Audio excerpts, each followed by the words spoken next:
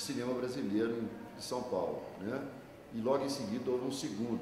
Ali foram delineadas várias perspectivas daquilo que o setor, né, organizado buscou em relação com o apoio do Estado. E nesse momento, várias coisas, inclusive uma grande figura, um grande brasileiro que morou a maior parte do tempo no exterior, Alberto Cavalcante, com quem eu tive a honra de trabalhar posteriormente, tinha, através de um encontro com ele, com Getúlio Vargas, na época era o presidente eleito, não período da ditadura, do Estado Novo, o Cavalcante levou para ele uma série de propostas de ação do Estado em relação ao cinema. Isso foi se delineando ao longo dos anos 50 inteiros e acabou no GEICINE, né, o Grupo Executivo da Indústria Cinematográfica, dirigido pelo Flávio Tambellini. E o Flávio Tambellini, a partir de umas relações familiares, chegou no governo do Jânio Quadros e depois do Jango, criar o Instituto Nacional de Cinema.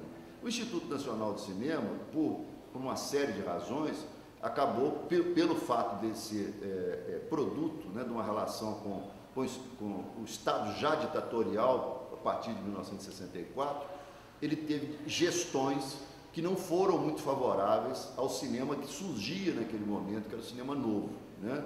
E a chanchada naquele momento estava em decadência, a televisão estava crescendo e estava absorvendo os profissionais e o estilo, né? O estilo do humor, da dramaturgia da chanchada, né? Assim como o rádio, inclusive tinha influenciado a própria chanchada, né? Eram musicais, trabalhava muito com carnaval, os filmes eram lançados à véspera dos carnavais, etc, etc.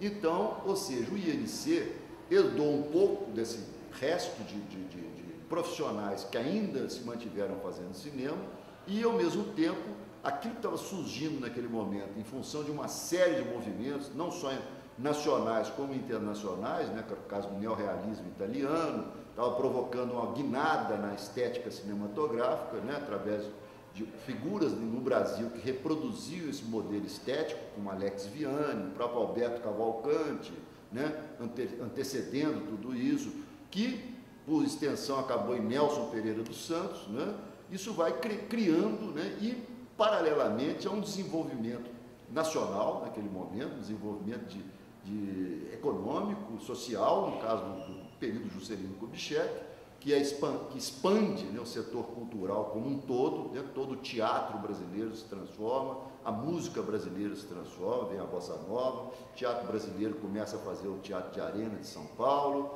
né, grupos como o Grupo dos Quatro no Rio de Janeiro, né, que é o teatro onde Fernanda Montenegro surge, com Sérgio Brito e várias figuras, e Nelson Rodrigues, né, que era um grande dramaturgo, já nos anos 40 começa a dar uma guinada na estética cinematográfica, teatral e dramatúrgica brasileira, e que vai ser o grande inspirador para várias adaptações do cinema e tudo mais.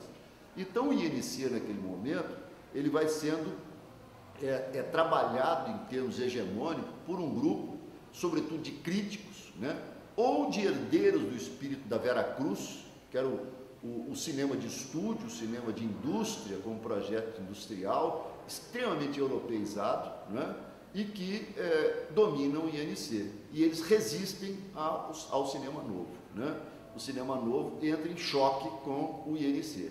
Então, durante muito tempo, o INC vai, digamos, obstaculizando a ação, né, do cinema emergente, um cinema, inclusive, alternativo àquele modelo, né, que era um modelo bastante popular, diga-se de passagem, que vivia, inclusive, sem a presença do Estado, né? Ele vivia do mercado, filas e filas de pessoas ficavam querendo ver os filmes, né? Grandes atores e grandes comediantes, como Oscarito, Grande Otelo, Anquito e por aí afora.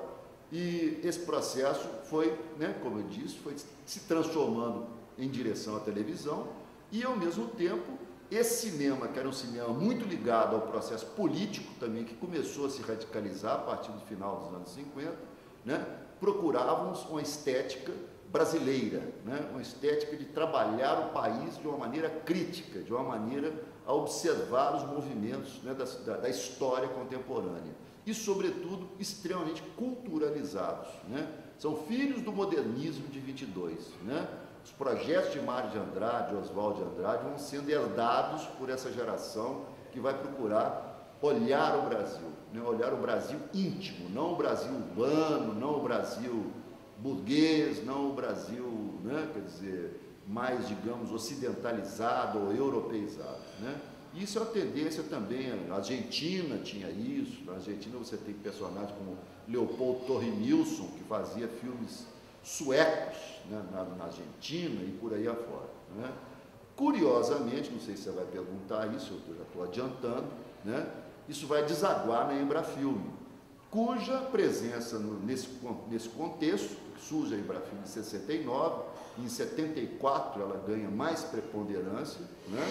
Ela vai herdar as funções do INC, do Instituto Nacional do Cinema, e vai, como empresa, que era uma empresa estatal, né, trabalhar mais agressivamente a questão da colocação do cinema brasileiro no mercado. Esse cinema novo, que tinha sido, digamos, discriminado pelo INC, pelo grupo que dominou o INC, vai ganhando, por suas próprias forças, né, por suas próprias relações e tal, uma presença mundial muito forte nos festivais, respeito da crítica internacional e tudo mais. E com isso ganha também força política interna de reconhecimento. E a partir de uma série de coincidências, né, sobretudo do governo do Geisel, sobe um ministro, né, um militar, o Ney Braga, general Ney Braga, que tinha sido governador do Paraná anteriormente, foi o ministro da Educação e Cultura, o ministério era uma coisa só. O Ney Braga chama para trabalhar com ele um grande cineasta, egresso do Cinema Novo, Roberto Faria, que leva todo o grupo do Cinema Novo para a gestão, né, do cinema brasileiro. E aí há um grande momento onde o cinema brasileiro comprova que o público, né, que o povo gostava de se ver na tela, né?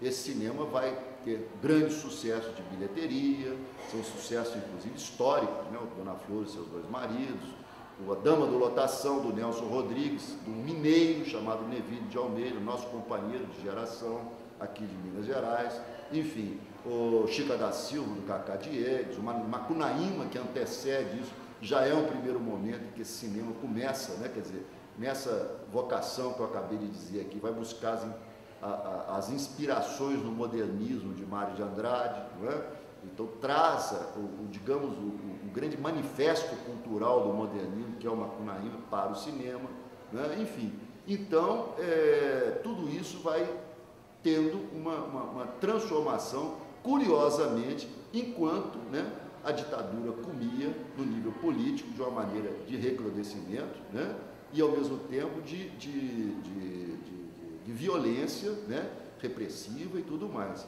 Porque, por outro lado, a esquerda também, nos seus processos de discussão, né, de o que fazer diante de um processo ditatorial sufocante, né, ela também se esfacela no sentido de esfacelar-se em grupos, né, de ação, às vezes, e na maior parte das vezes, armada, né, e onde ela foi também provocando uma resposta militar cada vez mais violenta, né, em função do chamado, né, quem nasceu primeiro, o ovo ou a galinha. Na verdade, quem nasceu primeiro nesse processo foi a casta militar que deu o golpe em 64, que fechou todas as possibilidades de expressão da sociedade, né, os sindicatos, os diretórios acadêmicos, né, o movimento estudantil e tudo mais, né. E, a partir desse processo, os jovens, sempre muito afoitos e muito ansiosos, né, resolveram peitar o aparelho estatal. E, infelizmente, né, deu uma série de tragédias que nós conhecemos, muitas baixas, muitos mortos, né, muitos torturados, né, e que, enfim, deu um processo que a gente assistiu, né, dolorosamente nesse embate, né, entre o aparelho estatal brasileiro, né, militarizado, né, e a sociedade civil, que procurava também se militarizar, mas não tinha nenhuma cultura militar, né? E óbvio que se deu mal, né? Agora, se deu mal no sentido físico, imediato e tudo mais, porque, na verdade, né, deixou uma mística, né, política que deu no Brasil contemporâneo, né? Quer dizer, entre outros fatores, porque eles não são os únicos responsáveis pelas transformações da história contemporânea brasileira, né? Enfim, então tudo isso deu, né, o caldo do que nós vivemos hoje.